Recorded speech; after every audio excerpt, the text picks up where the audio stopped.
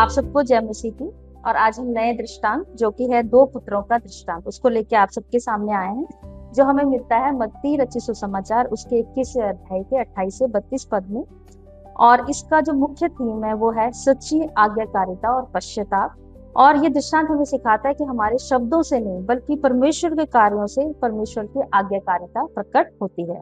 और उस समय कुछ जब यीशु मसीह अपने सुसमाचार का प्रचार कर रहे थे अपने राज्य के बारे में, तो उस समय कुछ पुरनिय और महायाजक उनसे आकर पूछते हैं कि आप जो ये उपदेश दे रहे हैं वो किस अधिकार से कर रहे हैं। तो उनको उस समय समझाने के लिए वो ये दृष्टांत बताते हैं कि एक व्यक्ति था, उसके दो पुत्र थे और उसकी दाख की बारी थी। तो वो अपने बड़े पुत्र से कहते हैं कि आज तुम जाके दाख की बारी में कार्य करना। तो पहला जो पुत्र है वो कहता है कि मैं नहीं जाऊंगा, लेकिन कुछ समय के बाद वो उस कार्य को करने चला जाता है। ऐसा ही वो अपने दूसरे पुत्र को भी कहते हैं कि बेटा तुम आज दाख की बारी में काम करने चले जाना। और वो पुत्र कहता है कि मैं चला जाऊंगा, लेकिन वो नहीं जाता। तो उस समय यीशु मसीह उनसे पूछते हैं कि इन दोनों पुत्रों में किसने अपने पिता की इच्छा को पूरी किया है। तो इसका सही उत्तर है कि पहला पुत्र। और इसी दृष्टांत के बारे में गहरा अध्ययन करने के लिए आज हमारे साथ हैं हमारे क्राइस्ट मेथोडिस्ट चर्च के एसोसिएट पास्टर केवी एडमंड जी, जो हमें इस दृष्टांत के बारे में बताएंगे और उसको और अधिक गहराई से हमको समझाएंगे। तो सबसे पहले मैं आपका हार्दिक अभिनंदन करती हूँ और आपने हमारे लिए समय निकाला, इसके लिए आपका मैं बहुत बहुत धन्यवाद करती हूँ। तो पास्टर जी, सबसे पहले हम ये जानना चाहते हैं कि इस दृष्टांत में जो ये पिता की बात हुई है, दो पुत्रों की बात हुई है और दाख की बारी की बारे में बात हुई, तो सबसे पहले इस दृष्टांत में जो ये पिता है ये किसका प्रतीक है? पहले तो मैं भी आपको जय मसीह के बोलता हूँ और थैंक यू बोलता हूँ। और एक बड़ा एक प्रोजेक्ट है जिसे आप लोग लेके चल रहे हैं और मैं कोशिश करूंगा कि मैं आपके क्वेश्चन का आंसर दूं। पिता एक परमेश्वर का प्रतीक है ना जी। और अपने आप को इस बात को दर्शाता है कि पिता ने जो आज्ञाएं हमें दी हैं और आज्ञाएं जो दे रहे हैं उसका पालन उसको माने जी, है ना जी। और ऐसे बाइबल में बहुत से उदाहरण है आज्ञाकारिता के बारे में जी। और यहाँ पे पहला पुत्र भी है, तो ये जो पहला पुत्र है ये क्या दर्शाता है इस पैराबल में? देखिए, पहला ये दृष्टांत में दिखाता है पहले प्राथमिकता पिता ने अपने बड़े पुत्र को दिया। बिल्कुल जी। और उसके बाद जब उसने थोड़ा आनाकानी की तो जो अधिकार बड़े पुत्र का था वो छोटे पुत्र को दिया और कहा तू जा दाख की बारी में काम कर। और सहर्ष वो राजी भी हो गया जी जाने के लिए जी।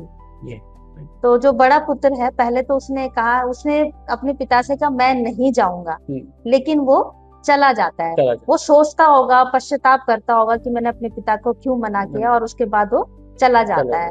जैसे हम कोई कार्य करते हैं और हम उसको करने के बाद हम सोचते हैं कि हमने कार्य क्यों किया और पश्चाताप करते हैं। तो वो पहला पुत्र वैसा था जिसने पहले मना किया, लेकिन वो बाद में उस कार्य को करने के लिए चला जाता है। तो ये किन लोगों की जैसा है ये जो बड़ा पुत्र?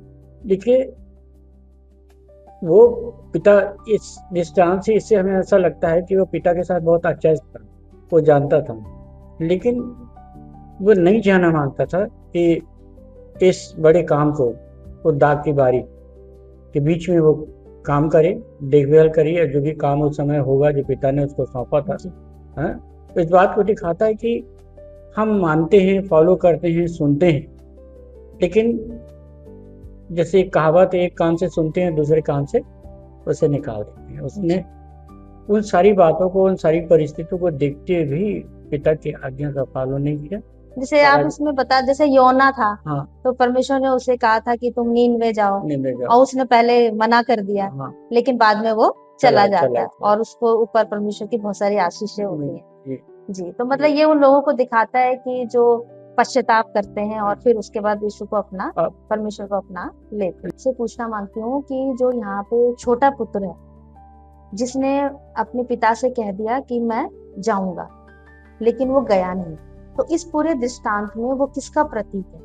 देखिए, ये संसार को दिखाता है। वो लोग हैं जो अपने आप को ये एक्सपोज करते हैं कि हम बहुत धर्मी हैं जी, हम बड़ी धार्मिकता के जीवन जीते हैं जी जी, जैसे फकीर फरीसी, जी। और उनके बारे में हम सब जानते हैं फकीर फरीसी कौन। जी ठीक है। जी और उसी तरह मानते तो हैं, हाँ कह देते हैं हम ऐसा करेंगे, जी जी लेकिन उस काम को वो नहीं कर नहीं पाते हैं। करते हैं। हाँ कहने के बावजूद, जी कमिट करने के बावजूद भी जी उस काम को ये पूरा नहीं कर पाते। मतलब उनका आत्मिक जीवन हाँ परमेश्वर की आज्ञाकारिता के अनुसार नहीं है। जी पास्टर जी, हम यह जानना चाहते हैं कि यहाँ पे दाग की बारी, जो पिता अपने दोनों पुत्रों से कहता है कि आपको जाके दाग की बारी में कार्य करना है, तो ये दाग की बारी यहाँ पे किसका प्रतीक है? हाँ देखिए, ये दाग की बारी जो है ये परमेश्वर का कार्य है, जी और परमेश्वर के कार्य में उसकी एक योजना है कि हम जी लोगों की सहायता करें, जी जैसे प्रभु करते हैं, जी और उन तक हम पहुँचें, जी उनकी मदद करें, उनकी सेवा करें, जी है ना, जी और उनके मददगार के रूप में एक सहारा बने। जी हाँ, जी परमेश्वर के राज्य के सुसमाचार सुसमाचार का प्रचार प्रचार करें, करना, पवित्र आत्मा के बारे ये में पवित्र बताएं। आत्मा के बारे में बताना, जी जो हमारे जो सुसमाचार है उसको लोगों तक पहुंचाना जी और लोगों को बताना, और उनको उन सारी चीज़ों से जो आज एक बंधन में, उसे छुटकारा देना। जी बहुत बढ़िया।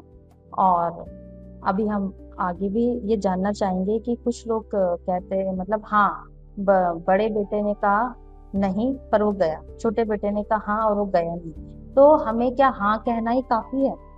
हाँ कहना ही काफ़ी नहीं है, लेकिन उसको मानना बहुत ज़रूरी है ना। जब तक उसे मानेंगे नहीं, जी जब तक हम उसका अनुसरण नहीं करते हैं, जी ये एक किस्म से ये काम एक अधूरा है। जी हमें पूर्ण करने से ये है कि हम उसकी आज्ञाओं को मानते हुए, उसके वचन को मानते हुए हम उस कार्य को करें जिसके लिए परमेश्वर ने हमें ही संसार में भेजा।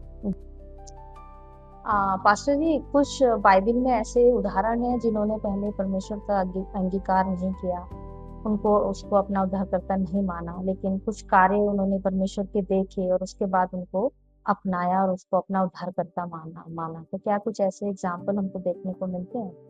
देखिए, बाइबल में बहुत से उदाहरण हैं, जी लेकिन दो एग्जाम्पल मैं लूंगा आपके सामने। एक तो जी पौलुस है जी ना।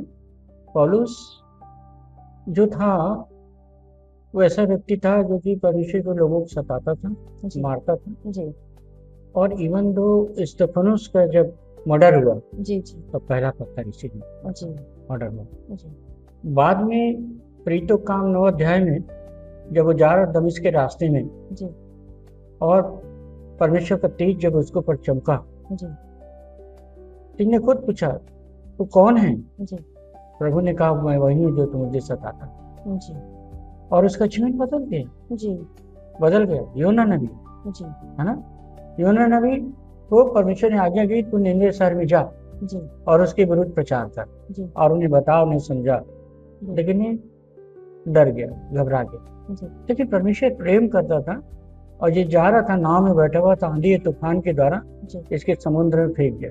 जी इसने पश्चाताप किया, माना जी इस बात को, आज मैं कहाँ जा रहा हूँ, जी हाँ मैं कहाँ भाग के जा रहा हूँ। जी और तब इसने रियलाइज कर, खुदा जी परमेश्वर मैं जानता हूँ तो सर्वशक्तिमान है, जी उससे छीन के मैं कहाँ जाऊँ। जी और उसे रियलाइज किया, और फिर निन्वे नगर गया और उसने प्रचार से प्रचार किया। तो उन्होंने यीशु मसीह को अपना उद्धारकर्ता ग्रहण ग्रहण किया, जी पहले ग्रहण जी पश्चातापी हृदय से।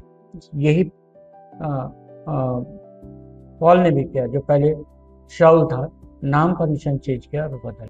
पास्टर जी, इस दृष्टांत के माध्यम से आप हमारे युवाओं को क्या शिक्षा देना चाहते हैं, या वो इससे क्या सीख सकते हैं? मैंने जो अपने युवाओं को देखा है, हमारे चर्च में बहुत टैलेंट है, जी और मैं नहीं सोचता हूँ कि कोई बच्चा जो है उनमें टैलेंट ना हो। जी अगर इस टैलेंट का, इस तोड़े का जी आज के हमारे युवा सही इस्तेमाल करते हैं जी प्रार्थना के साथ, आत्मा की अगुवाई में, तो मैं ये सोचता हूँ कि हमने अपने चर्च को विन कर दिया। आज युवाओं को चाहिए कि अपने तोड़ों का प्रैक्टिकली प्रेजेंट करें, जैसे जो गीत को गाने का है, जी बजाने का है, इंस्ट्रूमेंट बजाने का है, जी किसी को डेकोरेशन का है, जी किसी को सोशल वर्क करने का है, जी किसी को बहुत सी चीज़ें जो करते हैं। जी अगर इस चीज़ को हम फॉलो करते हैं, दुआ करें। दुआ करें, जी दुआ के साथ में जी जब इसे हम फॉलो अप करते हैं, तो मैं सोचता हूँ वो दिन दूर नहीं कि हमारा चर्च जो में एक बहुत बड़ी रिवाइवल मेरे जवानों के द्वारा आ सकता है। तो दाग की बारी का मतलब है कि सारे युवाएं हाँ, परमेश्वर के कार्यों में आगे आगे बढ़े। तो आपका मैं बहुत बहुत धन्यवाद करती हूँ कि आपने बहुत अच्छी तरीके से इसके सारे आ, बिंदुओं को हमारे सामने डिस्कस किया। और जैसे आपने बताया कि इसमें जो पिता है वो परमेश्वर का प्रतीक है, जो बड़ा पुत्र है वो लोग हैं जो पहले उसको अपनाते नहीं है, लेकिन फिर उसके कार्यों से अपने आप को पश्चाताप में लाते हैं और फिर उसको अपनाते हैं। फिर आपने बताया कि जो छोटा पुत्र है वो उनके जैसे है जो अपने आप को धर्मी दिखाते हैं, लेकिन वो उस परमेश्वर के राज्य को नहीं जानते हैं या उसको अपना उद्धारकर्ता नहीं मानते हैं। फिर आपने बताया कि जो दाग की बारी है वो परमेश्वर के कार्य हैं, और आपने हमारे युवाओं को बताया कि अपने अपने टैलेंट से आप परमेश्वर के कार्यों को आगे करें। तो आपके लिए बहुत बहुत धन्यवाद करते हैं कि आपने अपना समय दिया। अब मैं आपसे रिक्वेस्ट करती हूँ कि एक छोटी सी प्रेयर से आप हम सबको रुखसत करें।